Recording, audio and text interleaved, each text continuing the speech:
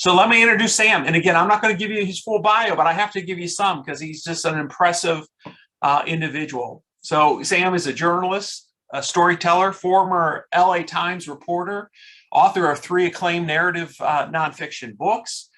His most recent book, which I've read, and several of you have either read or are reading, The Least of Us, True Tales of America and Hope in the Time of Fentanyl and Meth, was released just a few months ago, I think November of 2021. And that book now follows his 2015 release, Dreamland, True Tales of America's Opiate Epidemic. And that was released by Bloomsbury Press. And many of you I know have read Dreamland as well. Both are critically acclaimed. And just in January, The Least of Us was nominated for a National Book Critics Circle Award for Best Nonfiction Book of 2021. In fact, Dreamland actually won that same award back in 2015. And a few more things about Dreamland, because again, it's such a great book.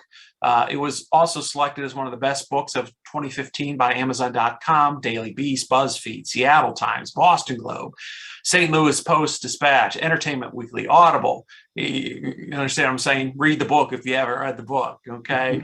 In 2019, Dreamland was selected as one of the best 10 true crime books based on lists, surveys, and ratings of more than 90 million Goodread.com readers. And then also in 2019, Slate.com selected Dreamland as one of the 50 best nonfiction books of the last 25 years. And GQ magazine selected Dreamland as one of the 50 best books of literary journalism in the 21st century. So good stuff. Sam's career as a journalist has spanned 35 years. He lived for 10 years as a freelance writer in Mexico, where he wrote his first 2 books. And then in 2004, he returned to the United States to work for the LA Times, covering immigration, drug trafficking, neighborhood stories, and gangs. And then in 2014, he resigned from the paper to return to freelancing, so working for National Geographic, Pacific Standard Magazine, New York Times, Los Angeles Magazine, and other publications. And just a little bit about Sam when he was younger. I thought this part was interesting, Sam. You grew up in Claremont County, which I think is about 30 miles east or so of downtown LA. Graduated from Claremont High School, go Wolfpack. He attended UC Berkeley, studied economics and American history, lived in the legendary and I think now defunct Barrington Hall Coop. Maybe don't share all those stories tonight, Sam. There, while he was at UC Berkeley, I thought this was great, Sam. I didn't realize you produced some punk rock concerts of bands such as the Dead Kennedys, the Dills, Zeros, Mutants, Offs, Black Flag, and of course Flipper. And he wrote a senior thesis on the bebop jazz revolution of the 1940s. So Sam also lived a year in Europe, where he supported himself by playing guitar on the streets and teaching English. There's a lot more at Sam's website, and let me, I'll put this in the chat as well, but it's samquinones.com. And, we don't usually do a lot of clapping on Zoom. It gets a little, noisy, Sam, but please understand that Ohio is, we are welcoming you, Mr. Quinones, to Thank Ohio. And next week, Sam will be in Ashland County. We'll talk about that a little bit more.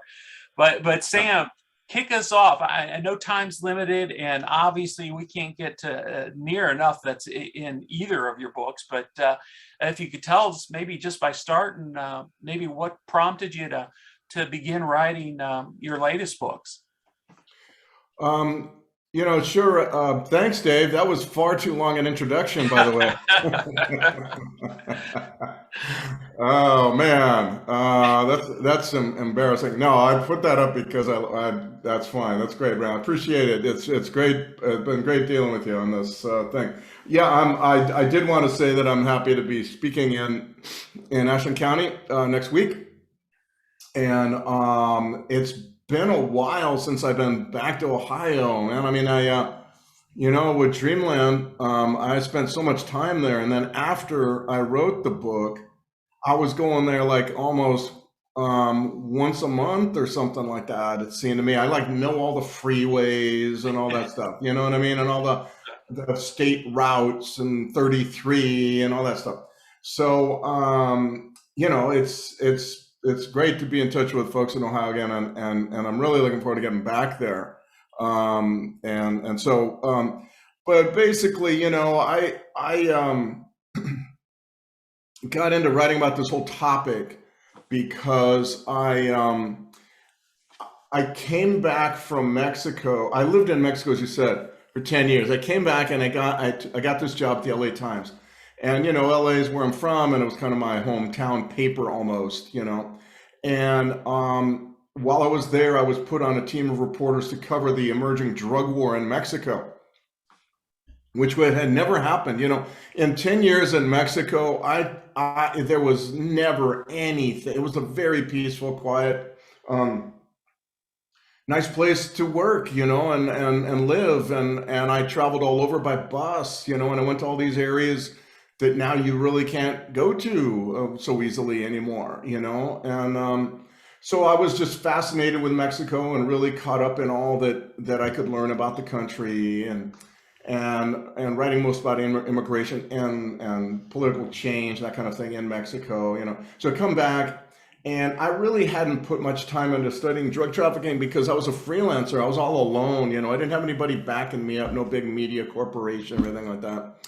So I didn't really, and it was only when I got back to LA that the drug war then erupted in ways that I had never seen. I was aghast for a lot of years there, just watching what had happened in Mexico. But at first, I was put on this team of reporters to cover it, and my job was to write about how drugs cross the country after they cross the border.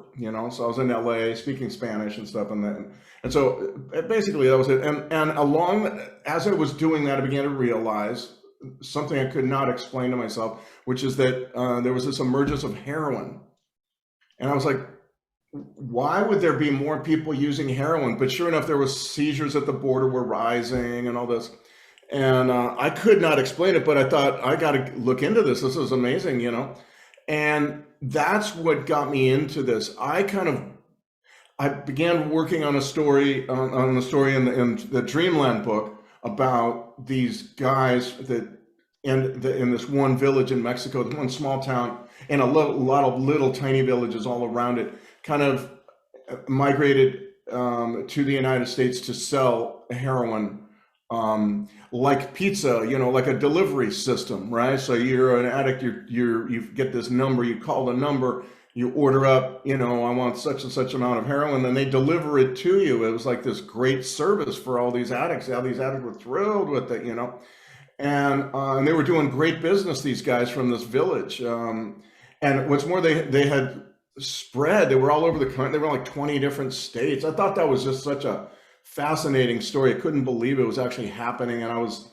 enthralled. But it wasn't until I was well into that I began to understand that I was focusing on this small story, right? Which was the heroin story. The much bigger story behind it was our revolution in pain management that involved the heavy prescribing of opioid painkillers, narcotic painkillers, of which we're now very familiar all across Ohio now. Percocet, Lortab, Norco, OxyContin, the main one, the one that really kind of changed things. It probably wasn't the main pill in terms of usage, but it was the one that changed things the most.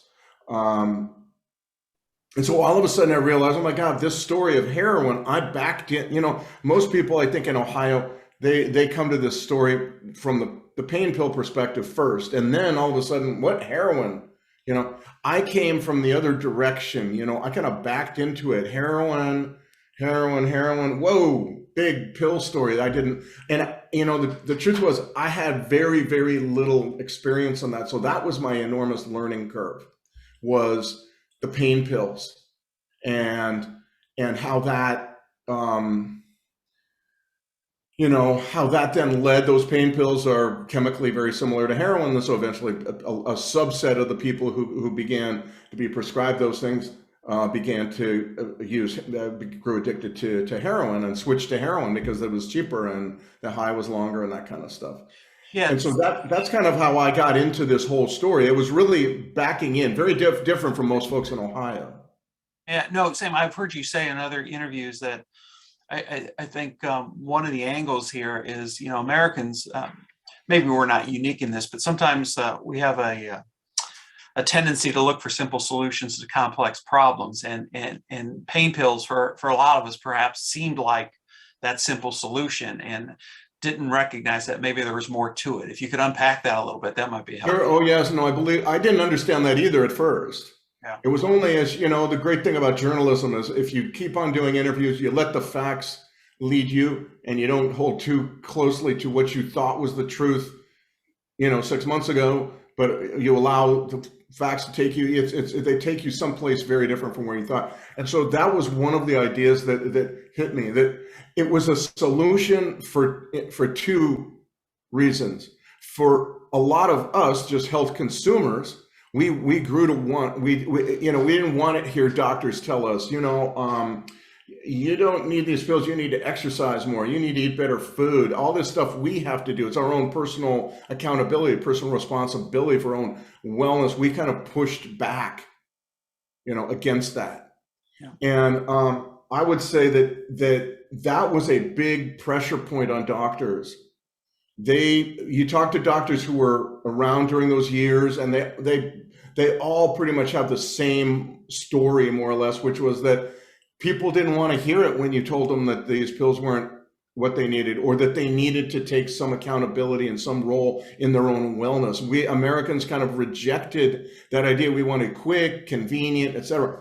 On the other hand, for doctors too, though, the pills served as a quick fix in a sense, because doctors by then, most of them were in pain management. They were in managed healthcare, managed HMOs, and that kind of thing, and that meant that a lot of their time was governed by somebody. They were not the manager of their own time, and they had to move patients through. And you probably have seen this in your own, dealings with doctors. It's like very quickly, 13, 15 minutes, and you're kind of gotta go. Well, that was the result of HMO, managed healthcare, that we grew into in the 90s. And became more and more dominant feature of until now it's very, very, very common. What that means is you can't really deal with patients who take up more than that time. And pain patients were one of those, a major drain on pain and on your time rather. And they're always talking about their pain, and you had to be very attentive. You had to deal with them for a long time, and you had to do this perennial, all the time, every month, kind of adjusting. And a lot of doctors just didn't have time for that. And so the pills became a way of hurrying people through, Okay, the patients grew to really crave the pills, want the pills. Yeah. And the doctors saw that the patients smiled and said, "Hey, thanks, doc." When the doctor pulled out a prescription pad and began writing the prescription out, all of that meant that the pills served a purpose for both sides in that appointment room, in that clinic room, and that was very, very important to why these pills became so prevalent and why so many doctors eagerly embraced them. It meant that they solved a problem for doctors. Doctors at first looked on these things as a boon, as a great benefit to their practice. And then after a while, I think what happened is, in a lot of cases, doctors grew to simply rely on pills. Whatever the problem, boom, there's some pills. And that fit, but it wasn't right. It was what people wanted, but it wasn't right. It was not healthy. It was not good for them.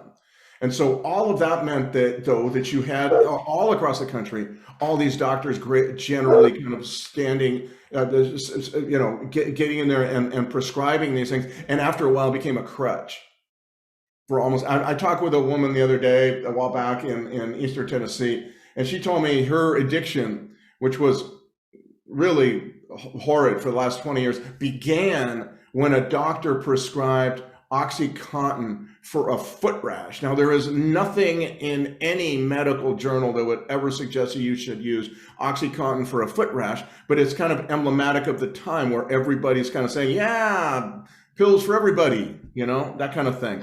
And the consequence, for some people it was magnificent, for some people it was really helpful, but there was a huge amount of unintended consequences. And that's kind of we're still living with today. Well, Sarah has, I think, our first question, and I, listening to you, Sam, she talks about your research and ability to weave together different threads in Dreamland, and she thought that was masterful.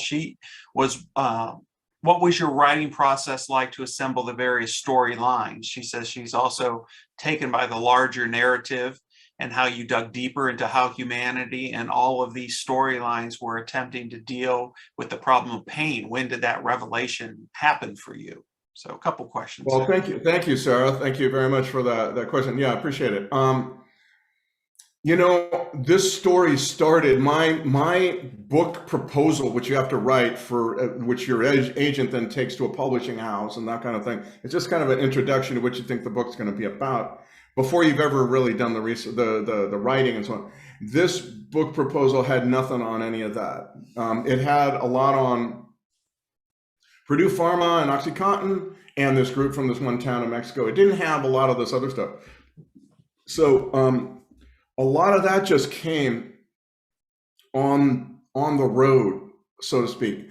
As I was doing interviews, I began to understand, oh my gosh, this story is much bigger. This is part of the story, sure. But this story gets into issues that are much bigger. Our own, again, desire for a magic solutions to complicated adult problems, you know, that you're not going to find easy answers for, basically. And but also, you know, it had to do, I thought, I began, and this would be, you know, I began doing the research to the book in late 2012, 13, 14. I would say by the end of 13, within a year, I was like conceiving of this book in something much bigger. But again, it's very much, the facts are very much like the ocean current, as I was saying, you know. If you just let the facts lead you, they will lead you off in some direction you had no idea existed, some place that you had no idea existed, and then you will, but you will be amazed at it. It is totally, and that's the beauty of journalism. If you let the facts take you wherever they are going to take you, and this you get there. The writing process is almost, you know, it's first of all interviews with as many people in as many different perspectives and as many different walks of life as you could possibly find. It's really, really important to stress that. And then not just one interview. This is the thing. People think you do one interview and you're done. No. Never. Journal. I mean, I've done many people in that book, in the Dreamland book, and in The Least of Us, are, you know, I've interviewed them 6, 8 times. You don't get to the deep truths of somebody. If I even got there with that, you don't get there with just one interview. You have to go back, and then you have to write in between. So my process is, I interview somebody, then I write up, you know, a lot of what I learned, maybe some of the anecdotes I heard, that kind of thing. And then I realized, oh my gosh, I have all these other questions for this person. That's what writing about it does. Yeah. I don't do all my interviews for months and months and months and then stop and do my do my writing. I write and report. I write, you know, in all like these Hampton Inns and sleep inns and comfort inns in different parts of the country. You know, Days Inn, I've stayed in all of them, and you know, I've usually got like you know, ESPN or Monday Night Football or something on mute while I'm sitting there transcribing some interview that I taped, and then writing out what might be like 4 or 5 paragraphs of the most important stuff. Not with an idea that this is always going to be in the book. It's just to kind of jog the memory of what or jog my creative juices to see what this story can be. And you do that over and over and over and over so many times I can't even tell you. And then you get to these ideas start to hit. And it's a kind of a magical thing that happens. I don't want to over romanticize it, but it is. You know, after a while, you're so immersed, everything begins to hit, and then you begin to, then that informs your questions. You begin to ask the same questions that you asked of this guy 2 months ago that you didn't think had anything to do with the story you're now doing. Turns out it does. You know, these kinds of things. It's a process of immersion. It's a process, in this case, as I said, of staying in a lot of these funky motels and hotels and just writing and thinking about what the story is and then letting the story change. For example, the book Dreamland, I had no idea that the swimming pool called Dreamland that once existed in Portsmouth, Ohio, ever existed. I had no knowledge of that. That was something, the name, the whole story about Dreamland Pool, all that came on in the process. And I find that to be so exciting. I have to say, and it's particularly disappointing to say, that that is not what you see of journalism, particularly on TV. Yeah. On TV, what is journalism today? It's a bunch of well-paid kind of opinion makers, many of whom were journalists or are still or whatever, but whatever the case, they're posing as such, and they're there with ideas that never ever change. That's the thing, never change their mind on those shows, you know. I change my mind like daily, all the time. I don't get it. I don't understand why people think it's a good idea to just sit there and say the same thing over and over and over months. I think it's you're just boxing yourself in. So anyway, yeah, that's how I do my work. And I want to ask a little bit about The Least of Us, and it might lead to some additional questions from the other attendees. But for me, and again, was this my take? There were. Sarah used the word storylines. For me, three storylines jumped out from The Least of Us. Yeah. There's a story about fentanyl, the story about meth, and then the story about communities. And for me, the community one, the individuals you spotlighted and how they interacted with their community, or to some extent tried to repair community, was the part that really made me pick up the phone and invite you to come to our conference. I was so happy that you said yes, because Ashland County gets community. We understand that. We see community as a way towards long-lasting solutions. So, but those are three threads I picked up. If you could speak to any of those, and then I'll ask the attendees to be thinking about some questions for Sam that might relate to either of the books, but particularly the Least of Us. Yeah, so that's great. Thank you, Dave, very much. Yes. I appreciate that. I say thanks because frequently when I'm interviewed about this topic, about this book, the people spend, the host will spend like long time talking about methamphetamine and fentanyl and all that, and then 2 minutes on the community aspect of it. And to me, that became the heart and soul of the book. Yeah. Not the drug part. The drug part was necessary to write because it is what places and towns and so on are facing, but it's not the thing. The heart and soul of the book is really the stories that I accumulated as I was traveling around. A lot of times talking at speeches about Dreamland, I would spend time like in the area finding whatever stories are interesting to me. And the idea became, and really this was the first kernel of the book, in fact, which was that taking over from Dreamland, which was the idea was we had kind of destroyed community in such important ways.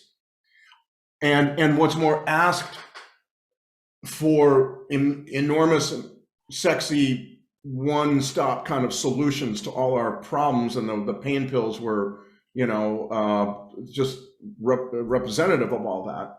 They were supposed to cure all our pain. Amazing idea. I began to see that I needed to expand on the idea of people doing. That I began to believe that the defense and the solutions to this problem come from the smallest efforts, the people working in the least noticed, least sexy, small daily ways to help their neighborhood or their town or one person even to a better life, or it just improves life slightly in their community. That was the way, when those people meet and form kind of a synergy, form a connection, then you begin to get those folks with energy, those folks who are working towards something larger without expecting to change the world and what they're doing. Not that, they're just saying it's worthwhile to show up every day and do this kind of work and be a part of the community, reach out work together with everybody, regardless of whether I like them or agree with them politically or any of that stuff. Move beyond all that stuff and move towards something deeper, but by and large, make it about small stories. So I began to look for stories that illustrated that, in a sense. I wanted to find the smallest little story. So you find a bird, the story of Bird in Muncie, Indiana, a guy who lives in a neighborhood where everybody, it's just a car neighborhood, basically. Muncie is a big car town, and nearby are two massive, enormous transmission factories. Thousands of people working there. And that to me is, that was a fascinating backdrop to this whole story, because then the transmission factories begin to decline, and the city leaders say, we don't have the budget. You have the mortgage bubble bursts. You have also the opioid thing coming in, and the city leaders say, we don't have any money, so we have to shut down the community centers in different neighborhoods. Well, one of them was right across the street from Bird's house, a neighborhood center that everybody had used, was essential to this place. It was South Muncie, kind of a forgotten part of the town. And so the city leaders vote to close these places, and they do, except for that Bird had once worked at that center, and he kept the key. I just loved his story, man. I just stumbled on that story. It was a beautiful thing. So he keeps the key, and for a long time, several years, everybody knew to come to Bird, and Bird would unlock the center and provide the kids a place to play and play basketball, and the older folks to play cards. And if there was a birthday or the wedding reception, he opened it for that. He was the one who changed the light bulbs and supplied the toilet paper and mowed the lawn outside. He became a kind of a community center unto himself. Yeah. And was this way in which this neighborhood, under enormous stress from a variety of directions, weathered this very difficult time in the lives of its people, of that neighborhood's people. And that was the story I was looking for. Somebody who was just showing up every day. Bird was a strange guy. He died before I ever met him, but he ate junk food and drank more Mountain Dew soda than any human being should ever attempt to drink. He was also very, he had a kind of a phobia, basically. He never left the neighborhood. At one point, he tried to leave. In a car town, he never drove. He never even got into an automobile, literally. I mean, this guy was very, very different. Lived right across the street from the center. Everybody just knew to go to Bird when you needed to use the center, and it kind of helped that community weather the area. It's a story of like Joe Martin who invests the money that she got from her husband dies, leaves a large life insurance policy, and she uses that money to buy a laser tattoo removal machine. She's retired from corporate America at that point, tattoo removal machine, and she opens up a nonprofit to remove the tattoo from the hands on the neck of people, the face, these horrible tattoos that get in the way of people, So the idea was to write these stories about people who no one knew, and were doing the small stuff that helped bring people together and help repair parts of neighborhoods. Not because that's a prescription for every county or every town. It's more like an attitude. This is the attitude that seems to be very beneficial, and which we have gotten away from in the United States. And that's why I wrote these stories. Well, I'm trying to do the big stuff, Sam. This is Jim Rao. Mm-hmm. I'm here in Washington, D.C., Families Against Fentanyl, and I'm trying to have fentanyl declared a weapon of mass destruction. I'm at the CBRN symposium with the FBI and everybody, and I'm throwing out that idea of making it a WMD, and I'm getting a lot of traction. Good. How you been, Jim? I've been great. Good. We've been making a lot of progress on this initiative to get the federal government to recognize it as a WMD.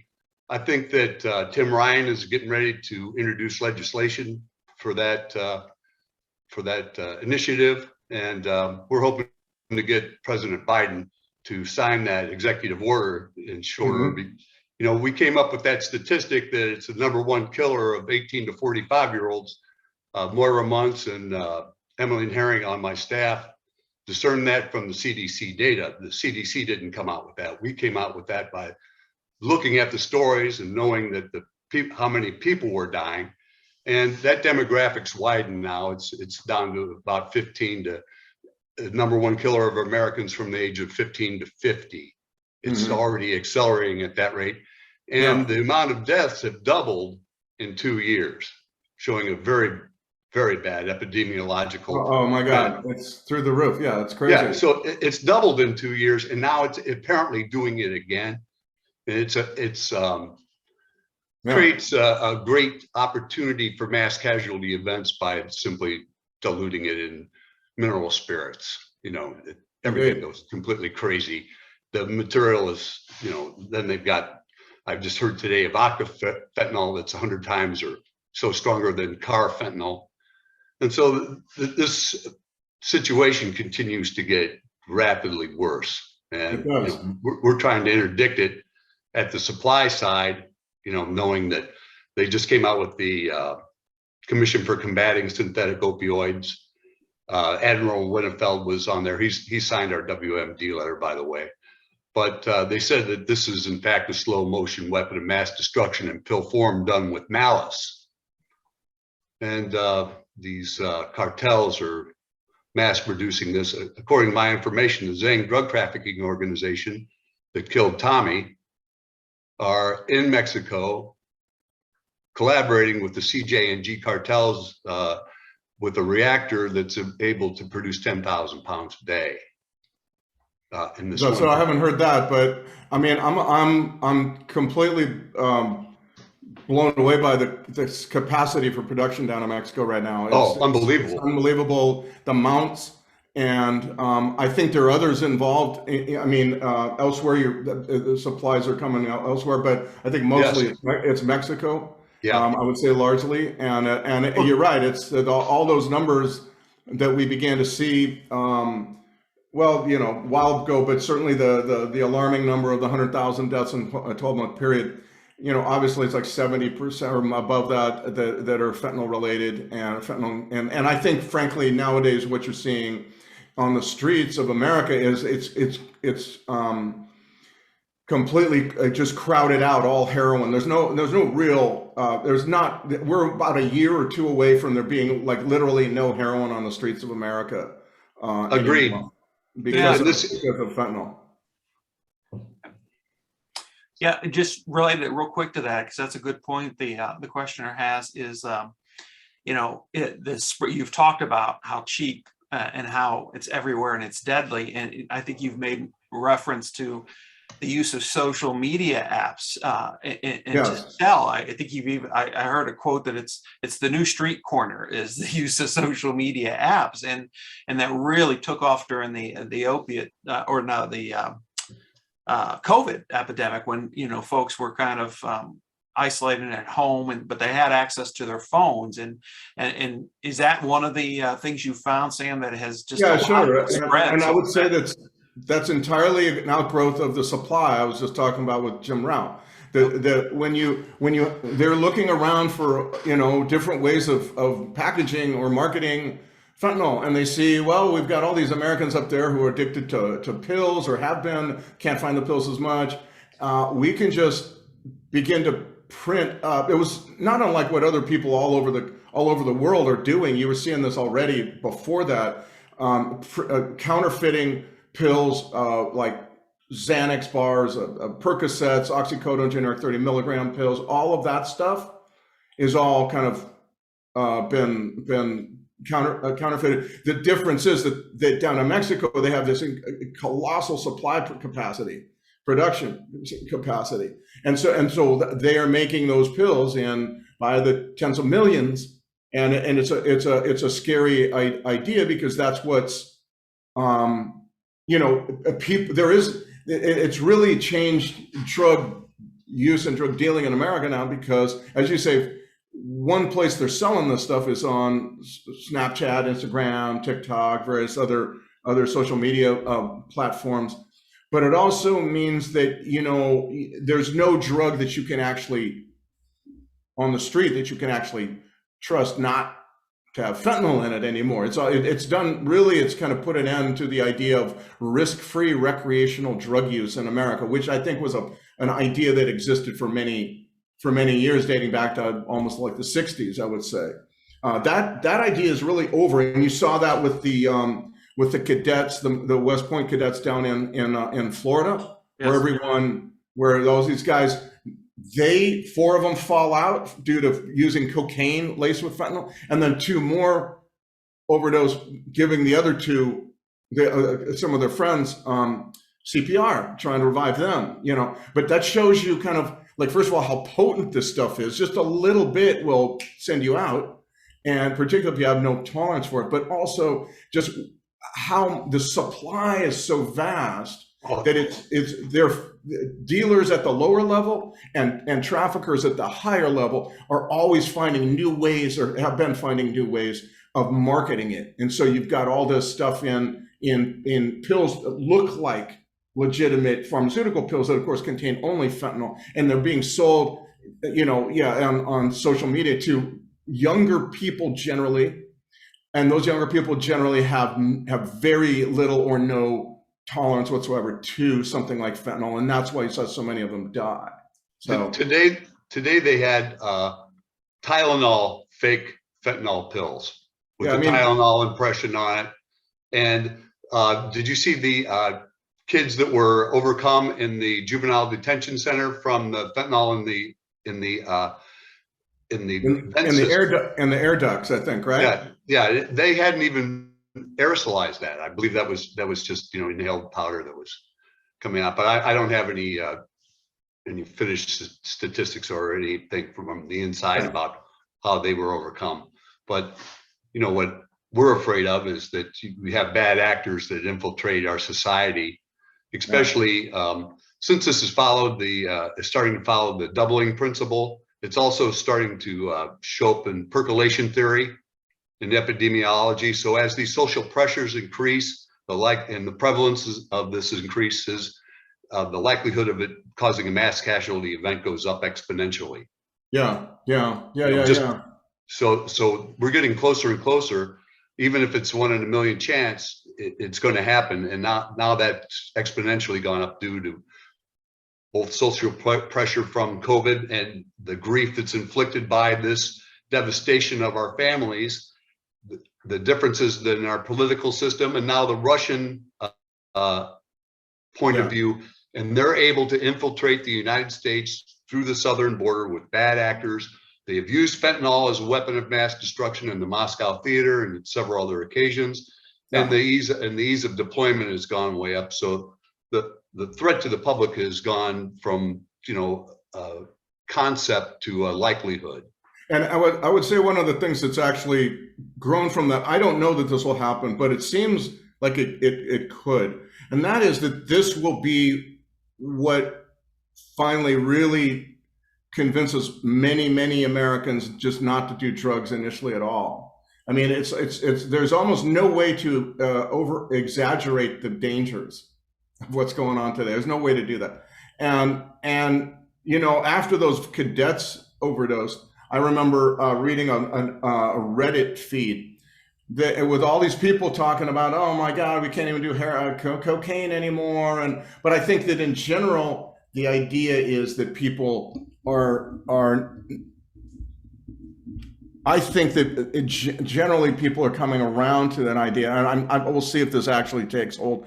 But the drug use is no longer, you know, it's crazy. It's like gone beyond anything that you would consider doing.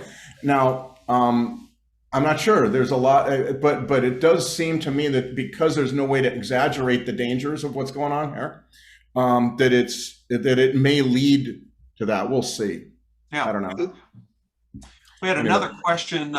Yeah. he's still on the call. He might want to unmute at some point. But when we were talking about communities and communities forming, we had a grassroots organization. John Stoops is his name. He was one of the folks that got together in South County of Ashen County to form a group called Redbird Resilient. And they started to, try to promote prevention education, in the schools more, and to have some events in the community, just raising awareness of what's going on. But I think one of John's questions, and he can jump in at any point, is, sometimes it's hard to know a community grassroots organization if you're really making a difference. So Sam, any words maybe that could help John and his group, to maybe encourage them to keep doing what they're doing, or how can they know maybe that they're having an impact? Well, it's not easy, but I do think Sam, yeah. If I could interject here, we've been working at this for 4 years now, and we believe that we're making progress. But there's still overdoses going on all the time. And we know that there's heroin present in our school, which is really alarming. Looking for some way to have some reassurance, even if it's just that we're following a path that is followed in another area, another community that has proven to be successful. Look, I think all of this involves like the daily work that I was talking about earlier. That's what I've always thought, that this is something you work at and you cast your net widely. By that I mean, in this, take a look at what's going on in the Ukraine. This is an interesting thing. It hit me as I was watching the coverage of what's going on over there, and that is in the Ukraine. After women, children, and older folks are gone.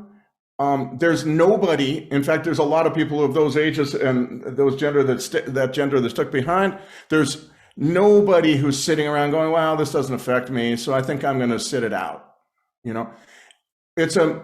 I think this invasion, this horrible, bullying, thug-like invasion of the Ukraine by Russia is going to be one of the best things that ever happened to the Ukraine.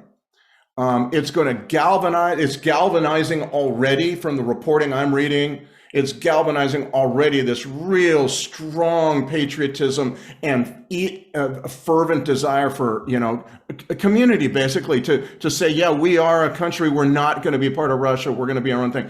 And I don't know what's going to happen from here on out, honestly. I mean, Russia's got a lot of weaponry and a lot of military. I'm surprised at how badly it's gone for them, frankly. But the idea, what I was trying to get at was, look, there's nobody in the, so the idea is to say everybody in the community has a role to play in this in some way. And so if your group is doing something like that, I would look to constantly enlist new people. If you don't have a lot of clergy, I would go to the houses of worship and the churches and say, hey, what do you think? Can we do this through you, or can we talk to your congregation? Or I would, parents of people of addicts in recovery, service clubs, the Lions, the Rotary, all these kinds of groups, the local any university or community college, all those kinds of groups. To me, that's the way you find a way forward. And the reason in The Least of Us that it put the last chapter was a chapter about Portsmouth, Ohio, the town where Dreamland used to be, and the town where really kind of where the pill mill was invented, that kind of thing. That town has an amazing example of this, of what's going on, what I'm referring to. Small connections between people of like mind or like energies or interests coming together, forming, and that is where you find the real significant movement forward. So now you've got 4 CrossFits now. 4 CrossFits in Portsmouth. This is the county that leads Ohio in obesity. Now you've got 4 CrossFits where people are working out together. You've got 2 cafes where people kind of meet outdoors. First time since Dreamland closed in 1993 that they actually have you know, a place where people can meet outdoors and see each other and that kind of thing. You have the remodeling of all these old abandoned brick buildings that the city thankfully didn't knock down. You've got a community spirit that is unparalleled in the last 30 years. That does not mean that there is no drugs, that there's no, it's just they're competing stories now. And that's the interesting thing, because when I was first visiting Portsmouth, that really didn't exist. It has come along little by little by little by little, and that is how these things work. So don't worry if you're not changing the world. Keep looking for other allies. Keep looking for other people. You'll be surprised where you might find them. You know, meet, if there's a place to meet outdoors, I think cafes and so on, those are places where that's where that synergy happens, that kind of stuff. And I would say that it's not easy, but it's also essential. What you're doing is essential work in this country right now. There's no doubt about that. And you just got to keep doing it because it means something. It's important to do that. And it's just like those Ukrainian resistance fighters who are, all of whom are piling in. You know, it doesn't matter who you are, what company you once had. Everybody's on board to keep the Russians and make the Russians pay as high a price as possible for their aggression. You know, that's I think the excitement of what you're doing. Mm-hmm. You know, it's that kind of bringing people together and working towards something and finding those like energies and those like personalities. That's where you really change the country in the small ways, and the small ways lead to the big ways in very powerful ways, frankly. Yeah. A question, you know, Sam, you had asked Ashley and I to reach out to libraries, which we did. So we had several of the libraries, you know, direct some of their patrons. And Sarah is a writer. So she asked this kind of question of you kind of from a writer's perspective. So she wondered if you found it difficult to divorce yourself from the journalism fact-finding and then the real raw emotional reality of what your interview subjects were or had experienced. She wondered if, you know, it's important to have the empathetic connection, but that it might be challenging then to get back to the work of writing the story. So how was that hard for you to kind of go back and forth between? I would say initially in my career, it was difficult. But I've been doing this 35 years, and you don't stay with something 35 years if you're not already. So it was not, you know, the same question you could ask of medical examiners as they do autopsies. Do you not feel some empathy? And their answer is no. It's not to say they're cold. What it is to say is, in order for them to do the job, they cannot be breaking down in tears. Now, there are moments when it's very, very rough. Kids die, you see infants, you do autopsies on infants, that kind of thing. It's extraordinarily rough, but overall, the part of being a professional is to absorb the power of this stuff and understand that I have to use all my professional skills, in the case of a medical examiner, the autopsy and all that, to determine, you know, why that person died and add something to the public knowledge of all this. And it's not to say that I am not affected by this. I would say I remember visiting Jim Rao and his family, and that was, you know, one of those moments where it was like really, really, really powerful stuff. Came away from that driving around Akron after that, and was just thinking, damn, that's really. But the point is that my job then becomes to tell the story of the death of Jim's son, Tommy Rao, in the most powerful way I can, and then connect that story, this one story, to the larger tale. And that is the part, that's an essential role or essential point of what, if you can't do that, if you're not going to do that, and you don't do that by breaking down in tears and this kind of thing, you feel something always, but there's also this professional responsibility and role that I have, and I think most journalists after a period of years have assumed You did that wonderfully too. You treated us extremely well. Oh, thank you, Jim. It means a lot, man.